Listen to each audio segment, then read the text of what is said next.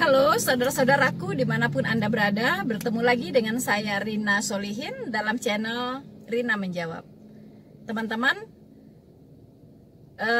bagaimana kabar Anda semuanya? Semua dalam keadaan baik ya? Dan semoga kita semua selalu dalam perlindungan Tuhan kita, Yesus Kristus. Saudara-saudaraku yang terkasih di dalam Tuhan, kali ini saya ingin mengomentari salah satu dari statement Ustadz Zuma ya, di dalam salah satu perdebatannya teman-teman. Nah, dia membahas tentang Roh Kudus. Dan saya geli sekali ya ketika dia memahami apa itu Roh Kudus, begitu kan? Siapa Roh Kudus? Itu sama sekali sangat melenceng dari yang namanya kebenaran, ya. Jadi jangan sembarangan membahas yang namanya Roh Kudus. Jangan sembarangan mengartikan Roh Kudus. Jangan sembarangan menginterpretasikan siapa Roh Kudus. Karena pribadi ini sangat spesial, ya. Kata Tuhan Yesus, kalau engkau menghujat anak manusia, itu masih bisa diampuni. Tetapi kalau engkau menghujat Roh Kudus, itu engkau tidak akan pernah diampuni. Engkau sudah berbuat dosa kekal. Dosa kekal yang tidak berampun. Artinya, bagi orang-orang yang menghujat Roh Kudus, itu pintu pertobatan itu benar-benar sudah tertutup bagi orang tersebut. Makanya saya merasa sangat urgent sekali ya untuk membahas apa itu Roh Kudus, sesuai tentunya dengan iman kekristenan, sesuai dengan apa kata Alkitab, supaya tidak banyak orang terjerumus ke dalam dosa kekal tanpa dia ketahui, tanpa dia sadari dia sudah menghujat Roh Kudus. Dan ini dosa tidak berampun, teman-teman. Untuk itu izinkan saya untuk kali ini membahas khusus tentang Roh Kudus untuk kita semua. Teman-teman, jangan beranjak dari tempat Anda, stay dan benar-benar memahami apa itu Roh Kudus secara Alkitabiah. Jangan lupa teman-teman, ya, Anda harus tetap mendukung channel Rina Solihin, karena dengan dukungan Anda lah Injil bisa disebarluaskan sampai ke seluruh penjuru bumi ini, teman-teman. Dengan demikian, kedatangan Tuhan kita semakin dekat. Saudara-saudaraku yang terkasih di dalam Tuhan, sebelum saya membahas tentang Roh Kudus, apa itu Roh Kudus? Apa tugas Roh Kudus? Seperti apa sikap seorang Kristen ya terhadap Roh Kudus? Dan baiklah, kita akan mendengarkan dulu apa pernyataan Ustadz Zulkifli M. Abbas alias Zuma tentang Roh Kudus berikut ini. Selamat mendengarkan. Injil yang dibawa oleh Yesus itu adalah berita apa? Berita apa yang dibawa Yesus? Berita gembira, ya kan? Ya. Berita gembira tentang apa? Tentang apa? Tentang datangnya sosok penolong lain. Betul. Yang penolong lain itu. Penolong lain itu adalah oknum yang datang membawa sebuah kitab yang diperuntukkan untuk seluruh umat manusia. Ayatnya di mana? Ayatnya Yohanes 16 ayat 7 sampai ayat 15. Ayo dibaca. Betul.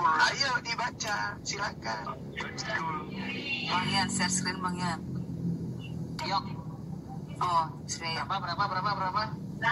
Yohanes berapa? Yohanes 16 ayat 7 sampai ayat 15. Ayat ini yang bikin Abdul segala lari kecil terus seperti saya. Iya. Ya. Mana Yohanes 16? Ayo. Share screen. Saya sekejap. Ini sambil nunggu share screen. Kitab tuh apa sih artinya? Bro Chris. Yohanes 16 ayat 7 sampai ayat 15. Kita bacakan ya. Dengar ya Pak Christian ya.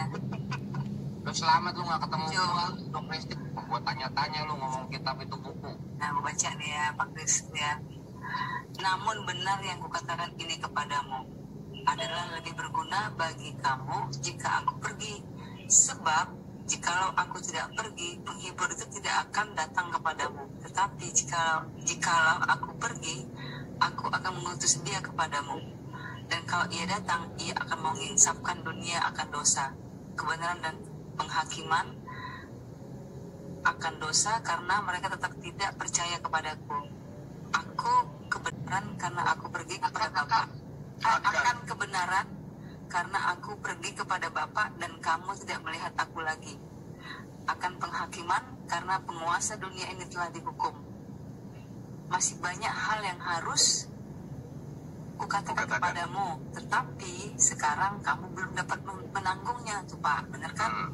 Tetapi apabila ia datang, yaitu Roh kebenaran, ia akan memimpin kamu ke dalam seluruh kebenaran.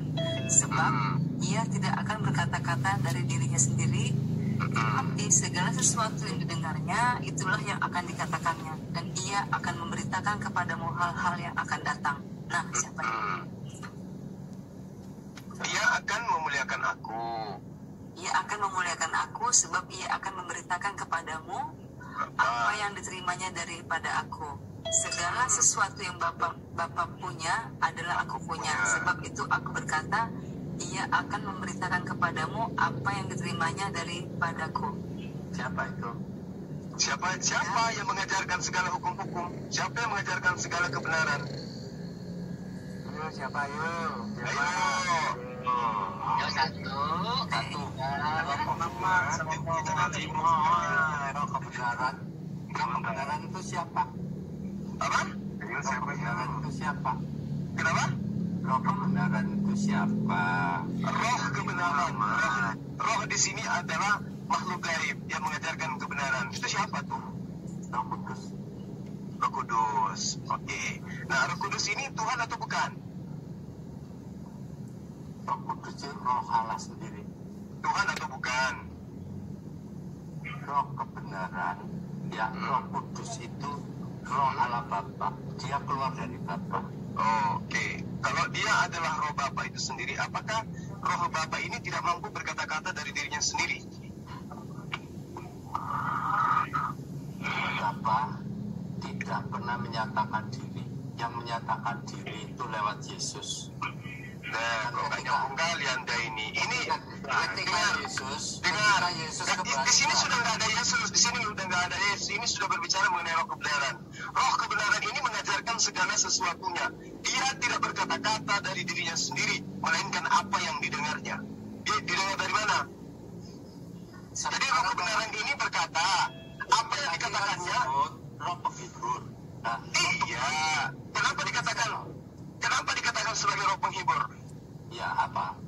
Ya, karena dia mengajarkan tentang kebenaran kepada semua manusia. Bukan hanya kepada Israel, bukan hanya kepada suku Lewi, bukan hanya kepada budak-budak Mesir, bukan. Tapi kepada seluruh manusia. Ketika Abraham datang, hanya keturunannya. Ketika Musa datang, hanya kepada umatnya. Ketika Yesus datang, hanya kepada Bani Israel. Yang lain gimana? Maka datang sosok penghibur yang menghibur seluruh isi bumi, yang sebagai rahmatan bagi seluruh bumi, yang mengajarkan keselamatan itu kepada seluruh bumi, bukan hanya kepada Shema Israel, Adonai Eloheinu, Adonai, bukan hanya kepada Israel, tapi kepada seluruh manusia. Ya ayyuhan nas, wahai seluruh manusia. Ada enggak nabi-nabi sebelumnya termasuk Yesus yang menyeru kepada seluruh manusia? Ada enggak? Roh penghibur itu siapa? Siapa yang mengajarkan segala sesuatu hukum kepada seluruh manusia yang tidak memilih merek? Siapa? Roh Kudus. Nah, oke. Itu tadi sudah dijawab kan? Sekarang buka Yohanes 14 ayat 26. Baca dulu ayat 15-nya dari Yohanes 14. Ya, coba. Oke, silakan. Yohanes 14 ayat 26 dikatakan. Yohanes 16-nya ayat 16-nya dulu dong. Ayat 16-nya dulu Yohanes dong. 14 26. Coba. Ayat 16-nya dulu dong. Ya, enggak apa-apa. Ayat 16 apa bunyinya? Ayo. Semangat. Ayo. Ayo. Ya, ayo dibuka. Ayo, minta. Ayat 16-nya dulu, jangan dulu loncat ke ayat 4. Ayo. Yohanes 14, buka aja Yohanes 14. Kita coba kasih lihat ini, ngajarin dia ini supaya orang ini sehat. Coba. Ayat berapa? Ayat 16. Ya, baca. Ya, baca. Apa kata ayat 16? Aku minta kepada Bapa, dan ia akan memberikan kepadaku seorang penolong. Nah, siapa seorang ini? Siapa seorang yang diminta oleh Yesus kepada Bapa ini? Ini Paulus. bukan Roh Kudus. Loh, katanya seorang. Kamu tahu, Roh Kudus itu juga pribadi, maka disebut seorang. Nah, kalau Roh Kudus itu adalah seorang, kenapa dia harus diminta? Sekarang coba lihat, kenapa ada kau mau ayat 26-nya kamu dibaca? Saya mau semuanya, tapi kenapa dia mau lari dari sini? Ya, ayat Aku akan minta kepada Bapa, dan ia akan memberikan kepadamu seorang penolong lain. Ayo. Yaitu roh kebenaran. Itu roh kebenaran. Dunia tidak dapat menerima dia, sebab dia tidak melihat dia dan tidak mengenal dia. Tetapi kamu mengenal dia, sebab dia menyertai kamu. Ya, ayat 26-nya coba dibaca. Oke, loncat. Tetapi penghibur itu, yaitu Roh Kudus, yang diutus oleh Bapa dalam namaku, dialah yang akan mengajarkan segala sesuatu kepadamu, dan akan mengingatkan kamu akan semua yang telah kukatakan kepadamu. Ayo, Yesus mengajarkan apa? Yesus mengajarkan apa? Kemudian yang datang kemudian mengajarkan apa? Yang mana yang mengingatkan ajaran Yesus? Paulus, Lukas, Matius, Markus, atau Rasulullah Muhammad SAW? Coba. Jelas. Ini tunggu dulu, jangan asal jelas-jelasan. Yesus sujud, Yesus sujud. Siapa yang kemudian mengajarkan sujud dalam menyembah? Ayo, ini aja dulu. Karena dia mengatakan, dia akan mengingatkan kamu akan semua yang telah kukatakan kepadamu. Yesus sujud dalam beribadah. Siapa kemudian yang datang mengingatkan ajaran ini? Paulus, Lukas, Markus, atau member gereja? Ayo. Saya juga sujud. Oh, sujud. Ya. Di mana? Di mana? Di gereja mana itu ada ibadah sujud? Saya ingin tahu. Kamu tidak pernah tahu. Oh, kucing juga bisa ngomong kayak gitu. Andaikan dia bisa ngomong, aku juga sujud. Saudara-saudaraku yang terkasih di dalam Tuhan, kita sebagai penonton saja itu pusing ya mendengarkan perdebatan orang-orang ini, teman-teman. Karena semuanya udah, bisa dibilang debat kusir, teman-teman ya. Bisa dibilang debat kusir yang gak jelas juntrungannya gitu. Terus saya mau handle satu persatu ya pertanyaannya Zuma ya dan teman-temannya ini. Tetapi pertanyaan-pertanyaan saya bilang pertanyaan yang gak jelas begitu kan, yang gak bermutu kalau saya bilang ya. Tapi baiklah, satu poin yang ingin saya tanggapi, karena ini juga berkembang di tengah-tengah umat muslim, teman-teman, bahwa ya, mereka menganggap Roh Kudus itu adalah Muhammad ya. Roh Kudus itu adalah Muhammad ya. Dan di lain waktu ya, Zuma ini pernah mengatakan juga Roh Kudus itu adalah Jibril yang mendatangi Muhammad waktu di Gua Hiro ya. Mana yang benar? Tapi baiklah, saya akan membuat clear ya masalah Roh Kudus ini, karena ini adalah domainnya umat Kristen. Umat Islam itu tidak mengenal yang namanya Roh Kudus ya. Ada sih 1-2 kata tentang Rohul Kudusi, tapi tidak menjadi poin penting yang disorot di dalam keislaman, teman-teman. Tetapi kalau di dalam kekristenan, peran Roh Kudus itu sangat-sangat penting dalam kehidupan orang percaya. Jadi teman-teman, saya minta maaf ya ke saudara-saudara saya yang muslim dimanapun Anda berada. Saya terpaksa mengatakan bahwa Mr. M ya, Muhammad ya, Nabi kalian Muhammad Shallallahu Alaihi Wasallam ya, bahwa dia adalah Roh Kudus. Atau ada yang mengatakan Jibril adalah Roh Kudus, itu adalah asumsi dan ilusinasi, teman-teman. Ya. Kenapa? Karena tidak ada dasar ayatnya, terutama di Alkitab, tidak berbicara tentang Jibril, ya, dan Roh Kudus tidak berbicara tentang Muhammad. Jauh panggang dari api, teman-teman. Oke, itu terlalu serampangan. Kesimpulan demikian saya bilang itu kesimpulan yang serampangan, bahwa Roh Kudus itu adalah Jibril, terus lain kali dia Roh Kudus itu adalah Muhammad. No, ya, tidak ada hubungannya dengan kedua makhluk ini, teman-teman. Teman-teman,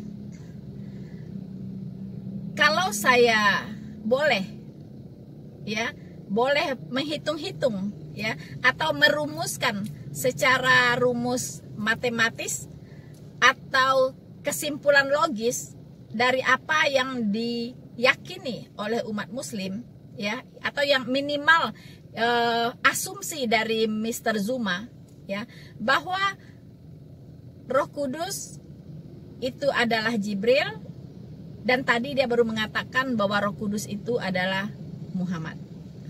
Seandainya saya buat rumus matematika, teman-teman, A sama dengan X, B sama dengan X, maka A sama dengan B. Setuju tidak, teman-teman? Nah, setuju tidak? Ya, setuju ya? Nah, kalau saya ganti, saya beri nama, teman-teman, ya, A menjadi Jibril. Jibril adalah Roh Kudus, X itu saya pakaikan untuk Roh Kudus, ya. Jibril adalah Roh Kudus, Muhammad adalah Roh Kudus, maka secara matematis hasilnya adalah Jibril sama dengan Muhammad.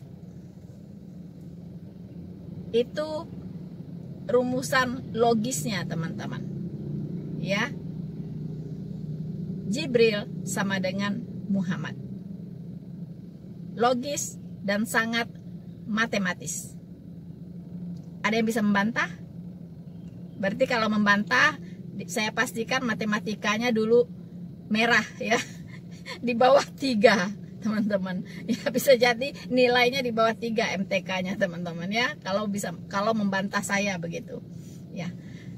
So, teman-teman, tadi Mr. Zuma dan kawan-kawan, ya, Zuma CS itu menjadikan Yohanes 16, ya, itu ayat 4, ya, ayat 4b, ya, sampai ayat 16, teman-teman, itu dijadikan dasar oleh mereka untuk mengatakan bahwa Roh Kudus itu adalah Muhammad. Jika demikian, mari kita bahas pelan-pelan, teman-teman, ya, supaya Mr. Zuma dan kawan-kawannya mendapat pencerahan, mengenal kebenaran. Ya, jadi jangan berasumsi dan memaknai Alkitab secara serampangan. Oke? Saudara-saudaraku yang terkasih di dalam Tuhan, Mr. Zuma dan kawan-kawan itu tidak mengetahui, ya, tidak memahami bahwa Alkitab berbicara tentang Roh Kudus itu bukan hanya di Yohanes 16, ya, tetapi tersebar di sepanjang kitab Perjanjian Baru, ya. Bahkan di kitab Perjanjian Lama itu sudah dikenal yang namanya Roh Kudus. Karena Roh Kudus itu adalah salah satu dari pribadi Allah, ya, salah satu dari pribadi Allah Tritunggal, teman-teman, yaitu Bapa, Putra, dan Roh Kudus, dan ketiganya adalah satu, ya. 3 pribadi, 1 hakikat. Nah, nanti saya akan membahas seperti apa Roh Kudus ini, apa fungsinya, ya, dan bagaimana Roh Kudus ini berperan dalam kehidupan umat percaya. Teman-teman, baiklah, kita akan membahas sedikit ayat yang dijadikan dasar oleh saudara Zuma CS, yaitu Yohanes 16, teman-teman. Saya mulai saja dari ayat 7 ya, yang dibacakan tadi oleh seorang ibu ya. Jadi saya membacakan kembali, kemudian kita bahas, teman-teman ya. Ayat 7. Ini perikopnya adalah pekerjaan penghibur. Pekerjaan penghibur perikopnya ya. Namun benar yang kukatakan ini kepadamu. Ini yang berkata adalah Tuhan Yesus sendiri ya. Adalah lebih berguna bagi kamu jika aku pergi. Ini yang dia maksud adalah dia sudah memberikan pesan-pesan kepada murid-muridnya bahwa dia akan disalibkan dan mati bagi pengampunan dosa. Jadi sebelum dia meninggal, dia sudah memberikan beberapa kali ya pesan begitu. Nah, sebab jikalau aku tidak pergi, penghibur itu tidak akan datang kepadamu. Tetapi jikalau aku pergi, aku akan mengutus dia kepadamu. Ya, berarti Roh Kudus ini datang untuk menggantikan peranan Tuhan Yesus di bumi. Ini harus digarisbawahi dulu, ya. Roh Kudus ini datang untuk menggantikan peranan Tuhan Yesus di bumi. Karena Tuhan Yesus akan meninggalkan dunia ini dan akan kembali ke sorga, teman-teman. Jadi penghibur itu, ya, itu yang mengutus adalah Tuhan Yesus sendiri. Di sini dikatakan, penghibur itu tidak akan datang kepadamu, tetapi jikalau aku pergi, aku akan mengutus dia kepadamu. Dan kalau ia datang, ia akan menginsafkan dunia akan dosa, kebenaran, dan penghakiman. Akan dosa karena mereka tetap tidak percaya kepadaku. Jadi orang yang tidak percaya kepada Tuhan Yesus itu hatinya cenderung berbuat dosa, teman-teman. Jadi kalau orang itu tidak percaya kepada Tuhan Yesus, dia masih berstatus orang berdosa. Ya, kalau dia sudah percaya kepada Tuhan Yesus dan menerima dia sebagai juru selamat, ya, Tuhan dan juru selamatnya, maka orang tersebut dari status orang berdosa berpindah menjadi status sebagai orang-orang kudus. Ya, jadi di sini dikatakan akan dosa karena mereka tetap tidak percaya kepadaku. Artinya, kalau tetap kamu tidak percaya kepada Tuhan Yesus, Mr. Zuma, maka dirimu itu masih berstatus sebagai orang berdosa. Ya, jadi dosa upahnya adalah maut. Orang berdosa semua harus masuk neraka dan neraka itu kekal. Kemudian akan kebenaran, ya, akan kebenaran karena aku pergi kepada Bapa dan kamu tidak melihat aku lagi. Yes, Tuhan Yesus datang dari Bapa dan dia kembali kepada Bapa. Kemudian akan penghakiman karena penguasa dunia ini telah dihukum. Artinya penguasa dunia ini adalah iblis, ya. Jadi dunia ini sebenarnya milik Tuhan, ya, tapi Tuhan memberikan dunia ini kepada iblis, teman-teman, ya. Makanya iblis waktu itu mengatakan, kalau engkau menyembah aku, maka aku akan memberikan seluruh gemerlap dunia ini kepadamu. Masa pemilik dunia ditawarkan dunia, teman-teman? Itu kan iblis ini benar-benar tidak tahu diri, ya. Siapa yang menciptakan dunia? Siapa milik alam semesta ini? Itu kan Tuhan Yesus yang menciptakan, begitu kan? 1 dikatakan, dia sudah datang kepada milik kepunyaannya, tapi milik kepunyaannya itu tidak mengenalnya. Mereka tidak menerimanya, ya. Segala sesuatu dijadikan oleh dia, ya. Jadi segala sesuatu itu dijadikan oleh Tuhan Yesus. Tanpa dia tidak ada segala sesuatu yang dijadikan. Jadi tanpa Tuhan Yesus tidak ada penciptaan, teman-teman. Jadi Tuhan Yesus itu adalah Allah sang pencipta itu sendiri, ya. Saya perhatikan di salah satu videonya Zuma dan kawan-kawannya, mereka sibuk membahas siapa Allah pencipta, begitu. Apakah Yesus itu ciptaan atau pencipta? Nah, dia selalu menggiring lawan debatnya untuk menerima konsep dia bahwa Yesus Kristus itu adalah ciptaan.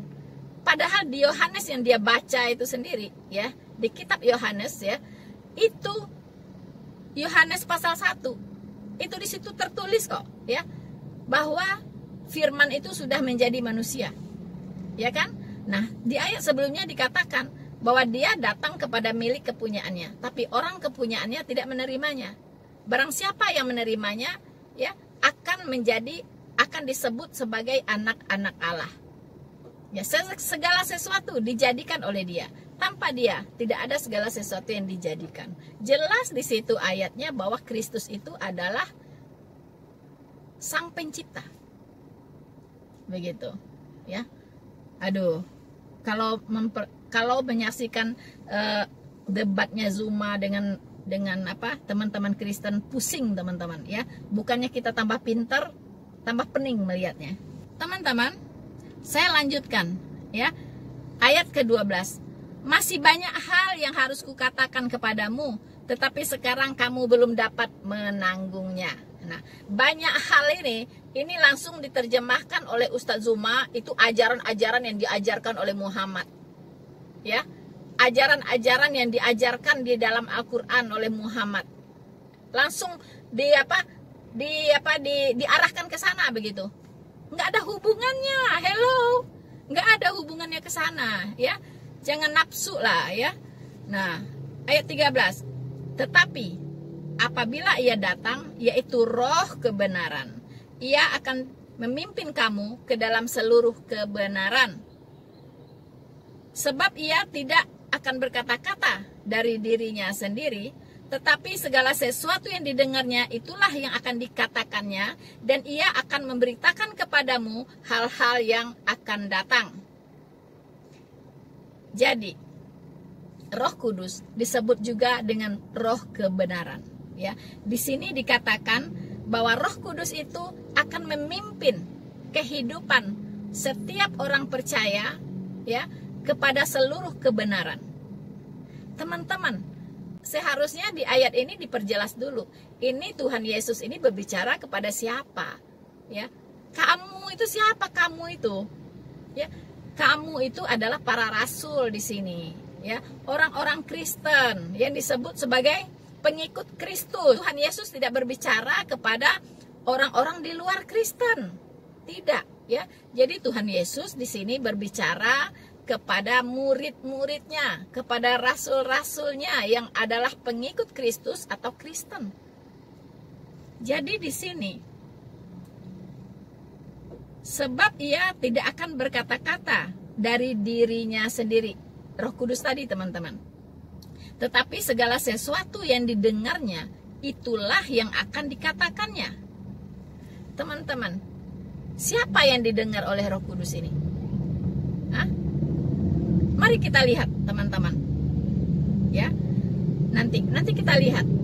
Saya lanjut dulu ayat 14. Ia akan memuliakan aku. Nah, Roh Kudus ini akan memuliakan Yesus. Apakah Muhammad memuliakan Yesus?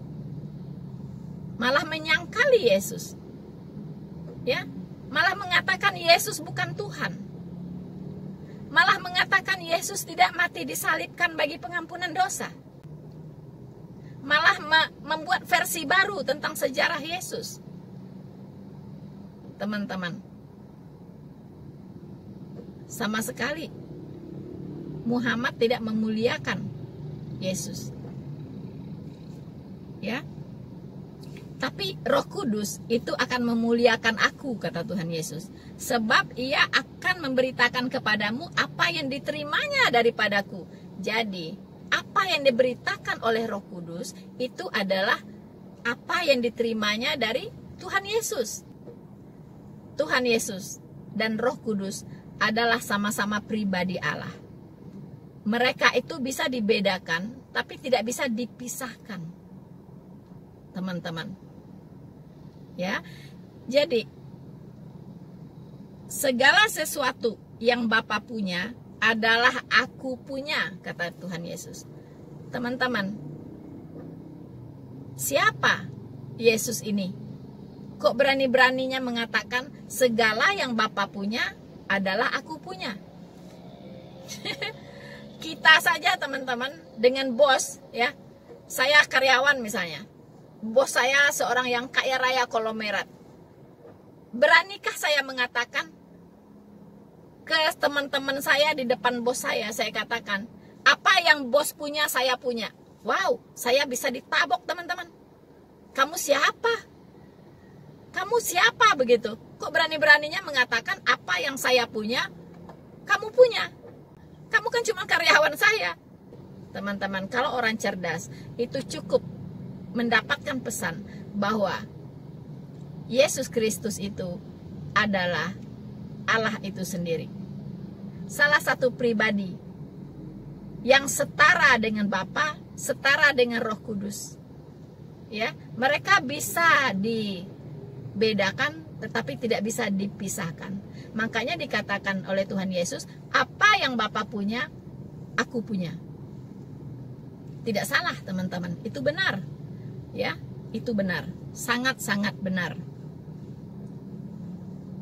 So, teman-teman, saya lanjut. Sebab itu aku berkata, kata Tuhan Yesus, Ia akan memberitakan kepadamu apa yang diterimanya daripadaku. Jadi Roh Kudus hanya memberitakan segala sesuatu yang diterimanya dari Tuhan Yesus, bukan dari yang lain.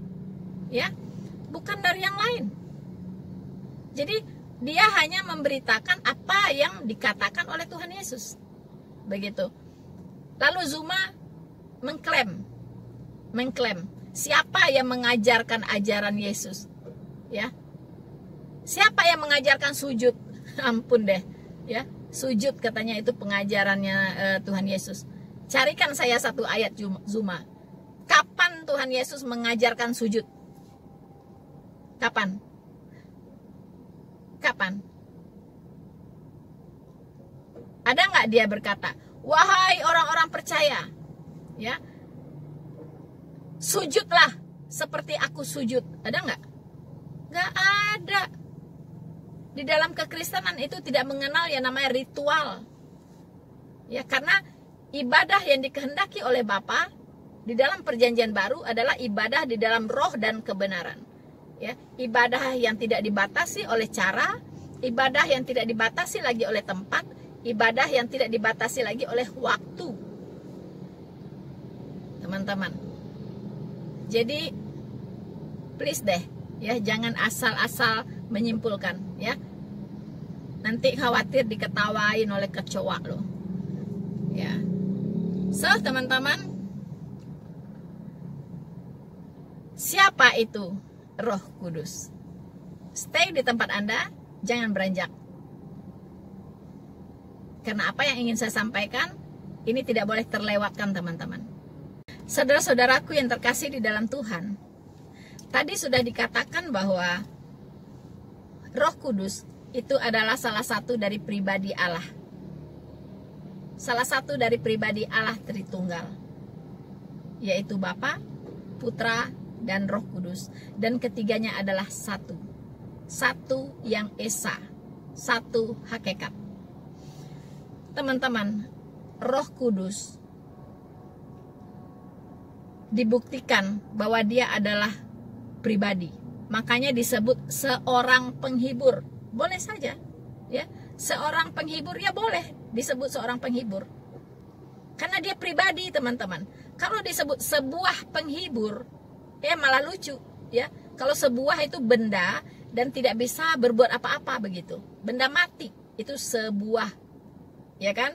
Kecuali kalau dibuatkan mesinnya baru dia hidup. Sebuah mobil, dia hidup kalau ada mesin, ya. Nah, tapi kalau Roh Kudus itu pribadi yang berkehendak, ya, layaknya anak, layaknya Bapa, dan bahkan dia bisa berduka, teman-teman. Ya, Roh Kudus itu adalah sebuah pribadi yang bisa berduka, pribadi Allah yang juga bisa berduka. Tuhan Yesus bisa berduka, Bapa juga bisa berduka, teman-teman, ya. Nah, saya akan bacakan Efesus 4 ayat 30. Dan janganlah kamu mendukakan Roh Kudus Allah yang telah memeteraikan kamu menjelang hari penyelamatan. So, kita diingatkan, jangan mendukakan Roh Kudus. Bagaimana caranya Roh Kudus bisa berduka? Roh Kudus bisa berduka kalau kita melakukan dosa. Kalau kita berbuat dosa, kalau kita berbuat kejahatan, itu sama dengan mendukakan Roh Kudus. Teman-teman, Israel memberontak, menolak Sang Mesias, menolak penebus dan juru selamatnya. Dan di saat itulah Israel mendukakan Roh Kudus. Ya, teman-teman. Jadi Roh Kudus itu pribadi yang eksis, ya, salah satu pribadi Allah, teman-teman. Bukan Jibril, bukan Muhammad. Maaf, ya, itu klaim sesat, teman-teman. Kemudian Roh Kudus itu juga mengajar orang-orang percaya, ya. Jadi pekerjaan Roh Kudus itu mengajar, ya, karena dia pribadi yang bisa bertindak, ya. Dia mengajar, teman-teman, mengajar orang-orang percaya, orang-orang yang percaya kepada Tuhan Yesus, bukan mengajar orang-orang yang di luar Kristus, bukan, ya. Nah, nanti kita akan lihat, ya. Sebab pada saat itu juga Roh Kudus akan mengajar kamu apa yang harus kamu katakan. Jadi kalau kita orang percaya, kemudian mungkin ditangkap, disidang, ya. Nah, itu kesempatan bagi Anda untuk bersaksi, teman-teman. Menyaksikan iman Anda kepada semua orang, kepada hakim, kepada jaksa, kepada siapapun, kepada lawyer, ya kan? Siapapun yang hadir di ruang sidang itu, pergunakan itu saatnya Anda untuk bersaksi. Dan jangan khawatir, jika Anda adalah Kristen sungguh-sungguh dan lahir baru, maka apa yang akan Anda katakan itu Roh Kudus, ya, yang akan mengatakannya, teman-teman, ya. Dia akan mengajar kita apa yang harus kita katakan. Yes, amin.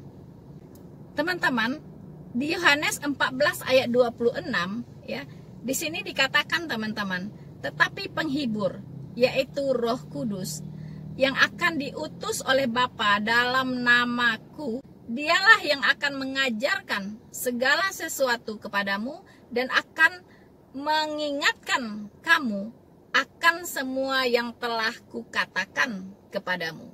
Ya, jadi Tuhan Yesus berkata kepada murid-muridnya, teman-teman, ya, kepada orang Kristen, ya, Roh Kudus mengajarkan segala sesuatu dan mengingatkan semua yang telah dikatakan oleh Tuhan Yesus, ya. Jadi Roh Kudus itu bukan mengingatkan apa yang dikatakan oleh Allah Subhanahu wa taala, bukan, ya. Roh Kudus itu mengingatkan apa yang dikatakan oleh Tuhan Yesus.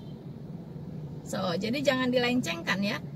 Roh Kudus itu mengajar segala sesuatu dan mengingatkan, ya, akan semua yang telah dikatakan oleh Tuhan Yesus, teman-teman. Dikatakan artinya mengingatkan kita kepada apa-apa yang diajarkan oleh Tuhan Yesus, tentang apa yang difirmankan oleh Tuhan Yesus. Nah, jadi jangan dibawa kemana-mana, ya, jangan diseret-seret kemana-mana. Teman-teman, pertanyaannya, apa itu fungsi dari Roh Kudus selain dia mengajar kita, selain dia menuntun kita kepada seluruh kebenaran Allah?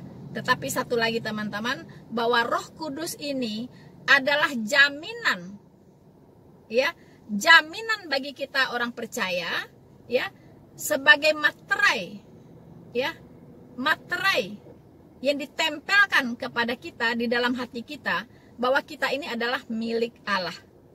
Nah, itu, teman-teman, ya. Jadi orang-orang Kristen yang punya Roh Kudus di hatinya, berarti dia sudah punya materai, punya cap. Kalau ada surat penting yang penting sekali, ya, itu harus disahkan di atas materai, teman-teman. Kalau tidak punya materai, itu tidak kuat secara hukum. Itu surat biasa, ya, surat biasa. Tetapi kalau surat yang sangat penting, itu harus diberikan materai, ditempelkan materai, teman-teman.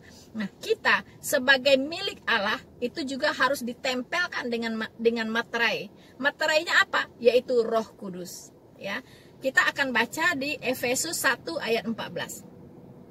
Dan Roh Kudus itu adalah jaminan bagi kita sampai kita memperoleh seluruhnya, yaitu penebusan yang menjadikan kita milik Allah untuk memuji kemuliaannya.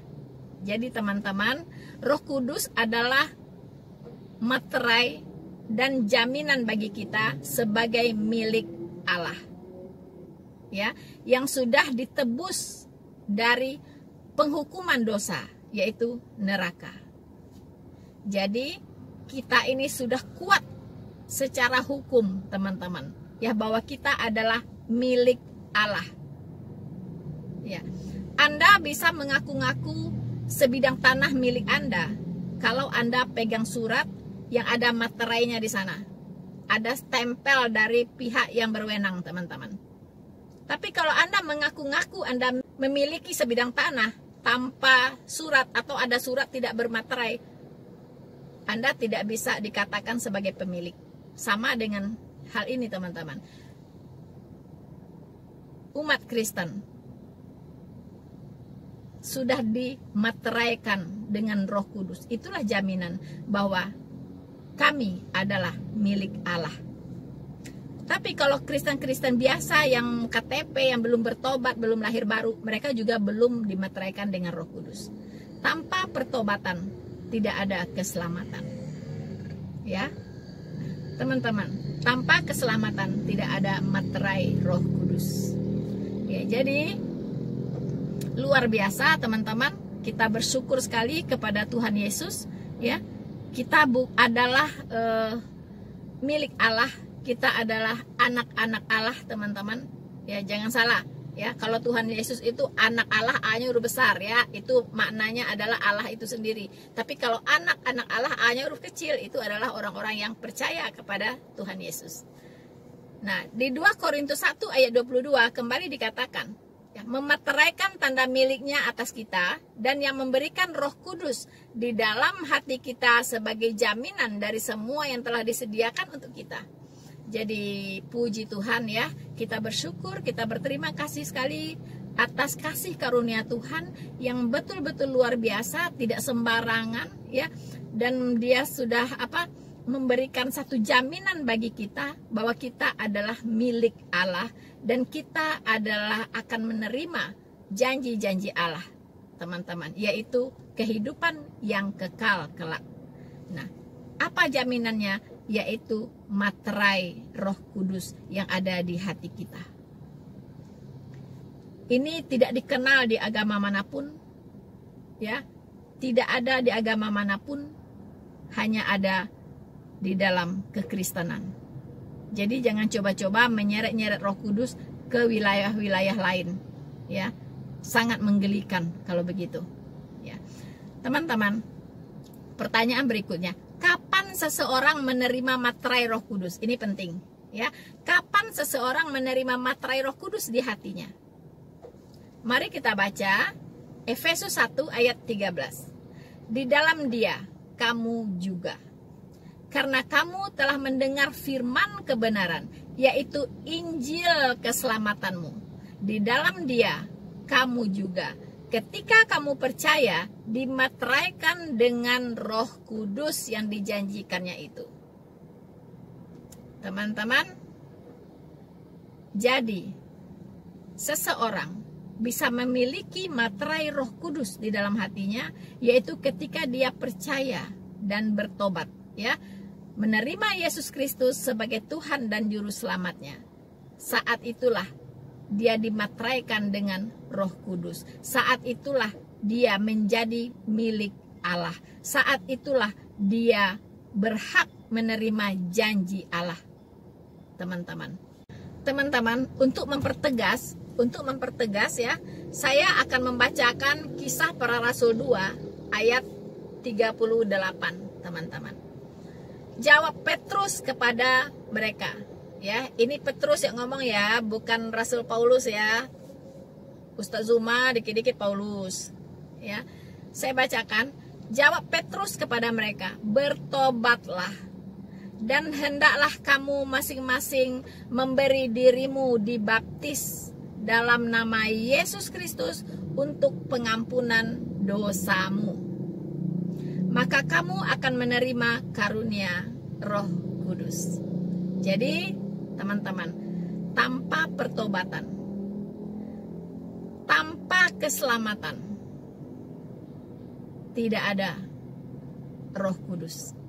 Ya, jadi kalau Anda ingin dimateraikan dengan Roh Kudus, ingin menjadi milik Allah, ingin memiliki janji-janji Allah, maka Anda harus bertobat, percaya kepada Yesus Kristus sebagai Tuhan dan Juru Selamat Anda, dan menyerahkan diri Anda untuk diselamatkan. Ya, kemudian Anda menyerahkan diri Anda untuk dibaptis, teman-teman. Lakukan itu, maka Anda akan menjadi bagian dari orang-orang yang akan memperoleh hidup yang kekal. Teman-teman, Roh Kudus ini itu tidak gentayangan di luar, teman-teman. Ya, kalau di Perjanjian Lama, Roh Kudus ini masih di luar, seperti Daud disertai oleh Roh Kudus. Ya, tapi kalau kita di Perjanjian Baru, saat Tuhan Yesus sudah terangkat ke sorga, Roh Kudus diutus, ya, Roh Kudus diutus ke dunia ini untuk menggantikan perannya Tuhan Yesus. Roh Kudus itu tidak berada di luar kita, ya, tapi dimateraikan di dalam hati kita. Dimateraikan di dalam hati kita, teman-teman. Makanya tubuh kita ini disebut sebagai bait Roh Kudus. Ya, Roh Kudus ada di dalam diri setiap orang percaya. Tentunya orang percaya yang lahir baru, teman-teman. Ya, yang sudah melakukan pertobatan sungguh-sungguh, percaya sungguh-sungguh kepada Tuhan Yesus. Ya, jadi Roh Kudus tidak gentayangan di luar. Yang gentayangan di luar itu adalah roh iblis. Roh Kudus ada di dalam hati setiap orang percaya. Makanya tubuh kita ini disebut sebagai bait Roh Kudus. Bait Roh Kudus, teman-teman. Nah, saya akan bacakan 1 Korintus 6 ayat 19. Atau tidak tahukah kamu bahwa tubuhmu adalah bait Roh Kudus yang diam di dalam kamu, Roh Kudus yang kamu peroleh dari Allah, dan bahwa kamu bukan milik kamu sendiri. Jadi tubuh kita ini adalah bait Roh Kudus, dan kita ini bukan milik kita sendiri. Tadi dikatakan bahwa Roh Kudus itu adalah jaminan bahwa kita ini adalah milik Allah. Jadi orang yang punya Roh Kudus itu sudah menjadi milik Allah, teman-teman. Ya, kemudian 2 Timotius 1 ayat 14, ya. 2 Timotius 1 ayat 14.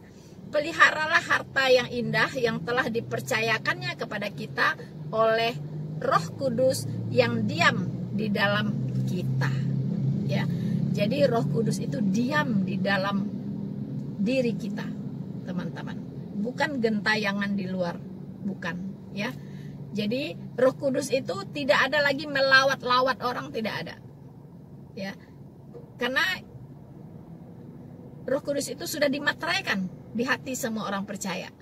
Ya, jadi tidak ada lagi perlu diundang-undang Roh Kudus itu, tidak perlu lagi, karena dia sudah dimateraikan saat kita percaya. Dia tinggal di dalam hati kita, teman-teman.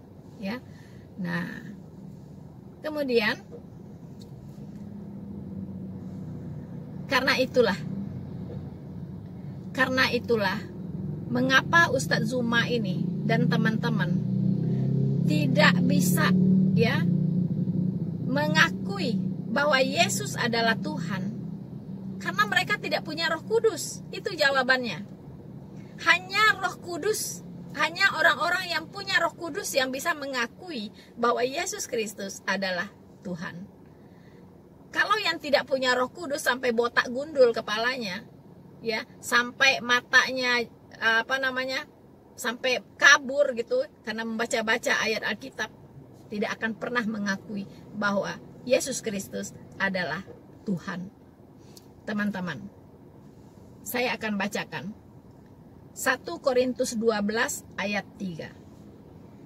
Dan tidak ada seorang pun yang dapat mengaku Yesus adalah Tuhan selain oleh Roh Kudus. Ya, jadi orang-orang yang percaya kepada Tuhan Yesus hanyalah orang-orang yang di hatinya ada Roh Kudus. Pekerjaan Roh Kudus, teman-teman, ya. Jadi sekali lagi kita harus maklumi, ya, teman-teman kita yang di luar kekristenan tidak bisa ya mengakui bahwa Yesus adalah Tuhan. Masalahnya ada di sana, bahwa mereka tidak punya Roh Kudus. Itu saja. Kecuali mereka bertobat dulu, bertobat sungguh-sungguh, menyadari diri orang berdosa, kemudian mereka membutuhkan juru selamat untuk membereskan dosa-dosa mereka, ya. Mereka menerima sang juru selamat itu sebagai Tuhan dan Mesiasnya dan penebusnya, barulah saat itu mereka dimateraikan dengan Roh Kudus. Nah, setelah itu mereka membaca Alkitab, maka semua akan terang benderang. Ya, pikiran mereka akan dibukakan. Ya, pikiran mereka akan dicerahkan. Mereka akan dimampukan untuk melihat kebenaran. Tanpa Roh Kudus semuanya gelap gulita, meraba-raba ke sana sini. Ya, udah ngacak-ngacak sana sini, nggak tahu-tahu kebenaran. Sudah mengais-ngais ayat-ayat Alkitab sampai nggak karuan, tetap tidak bisa mendapatkan kebenaran. Teman-teman yang terkasih di dalam Tuhan, pertanyaan penting satu lagi. Kapan munculnya Roh Kudus? Apakah di Perjanjian Lama orang sudah mengenal Roh Kudus? Teman-teman, Roh Kudus adalah salah satu dari pribadi Allah Tritunggal. Tentu Roh Kudus sudah ada, ya, bersama-sama dengan Bapa, bersama-sama dengan Anak, ya kan? Mereka bersama-sama sudah ada sebelum segala sesuatu dijadikan. Saudara-saudaraku yang terkasih di dalam Tuhan, apa hukuman Tuhan bagi orang-orang yang menista, yang menghujat dan menghina Roh Kudus? Bahkan saya dengar ada yang berani-berani mengatakan Roh Kudus, ya. Ada yang berani-berani mengatakan Roh Kudus itu adalah Jibril. Ada yang berani-berani mengatakan Roh Kudus itu adalah Muhammad. Itu adalah penghujatan terhadap Roh Kudus. Dan Anda sudah berbuat dosa kekal. Tidak ada lagi pintu pertobatan untuk Anda, sudah tertutup.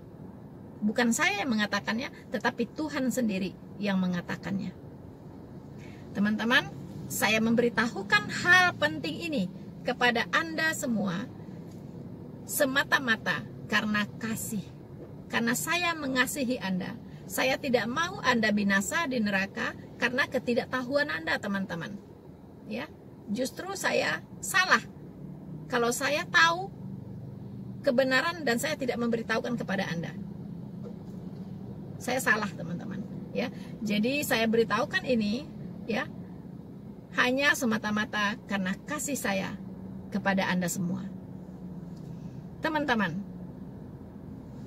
menghujat Roh Kudus, berbuat dosa kekal. Kita baca Matius 3 ayat 29. Tetapi apabila seseorang menghujat Roh Kudus, ia tidak mendapat ampunan selama-lamanya, melainkan bersalah karena berbuat dosa kekal. Teman-teman, ketika Anda menghujat Roh Kudus, Anda berbuat dosa kekal. Catat itu, teman-teman, jangan sampai, ya, jangan sampai. Kemudian Lukas 12 ayat 10. Setiap orang yang mengatakan sesuatu melawan Anak Manusia, ia akan diampuni. Tentunya kalau Anda bertobat, ya, pasti Anda diampuni. Tetapi barang siapa menghujat Roh Kudus, ia tidak akan diampuni. Selama-lamanya dia tidak akan diampuni. Selesai orang itu, teman-teman. Selesai, ya. Nah, kemudian Matius 12 ayat 32. apabila seorang mengucapkan sesuatu menentang anak manusia, ia akan diampuni. Tetapi jika ia menentang Roh Kudus, ia tidak akan diampuni, di dunia ini tidak, dan di dunia yang akan datang pun tidak, teman-teman. Tidak. Ya. Jadi betul-betul harga mati, teman-teman. Kalau menghina Roh Kudus, menghujat Roh Kudus, binasa. Pasti itu. Ya. Kemudian Kisah Para Rasul 7 ayat 51. Hai orang-orang yang keras kepala dan yang tidak bersunat hati dan telinga, kamu selalu menentang Roh Kudus sama seperti nenek moyangmu, demikian kamu juga. Ya, ini sudah diingatkan ya kepada orang-orang yang keras kepala, ya. Keras kepala, teman-teman, ya. Anda itu keras kepala, ya. Anda itu tidak bersunat hati. Nah, Anda itu tidak bersunat hati. Hati Anda penuh dengan kebusukan, dengan kejahatan, dengan dosa, dengan dusta, ya. Anda itu tidak mengenal kebenaran, dan dengan kebodohan, dengan kepongahan Anda seenaknya menghina dan menghujat Roh Kudus. Saya katakan, sayang sekali bagi Anda yang sudah terlanjur menghina Roh Kudus. Saya tidak bisa lagi mengatakan bertobatlah. Too late, teman-teman, too late. Ya, choose path. Tidak bisa lagi, sudah terlambat. Nasi sudah jadi bubur. Jadi teman-teman, bagi Anda yang belum terlanjur menghina Roh Kudus, menghujat Roh Kudus, jangan sampai dilakukan, teman-teman. Ya, jangan sampai dilakukan. So, teman-teman, kita tahu orang-orang yang sudah dimateraikan dengan Roh Kudus, tentunya dia memiliki yang namanya buah-buah roh, teman-teman. Ya, buah-buah roh itu adalah kasih, sukacita, damai sejahtera, kesabaran, kemurahan, ya, kebaikan, teman-teman, kemudian kesetiaan, kelemah lembutan, penguasaan diri. Itu buah roh. Ya, 9 buah roh, teman-teman. Ini pasti akan terlihat pada orang-orang yang sudah termatrai, yang sudah memiliki Roh Kudus di hatinya, yang sudah menjadi milik Allah, yang sudah yang berhak mendapatkan janji Allah, teman-teman. Ya, jadi dia akan penuh kasih, dia akan selalu bersukacita, ya, dia akan selalu merasakan damai sejahtera, dan pasti dia cinta damai, teman-teman. Pasti dia cinta damai, ya. Dia tidak suka yang namanya keonaran, perpecahan, keributan. Kemudian dia penuh kesabaran, ya. Dia penuh kemurahan, kemudian dia baik, pasti kebaikan, ya. Dan dia pasti setia, teman-teman. Pasti dia setia. Pasti kalau satu pasangan cukup untuk seumur hidup, ya. Dia tidak akan lagi berpaling kepada yang lain, ya. Tidak akan berpoligami, ya, punya pasangan ke-1, ke-2, ke-3, tidak. Dia pasti setia.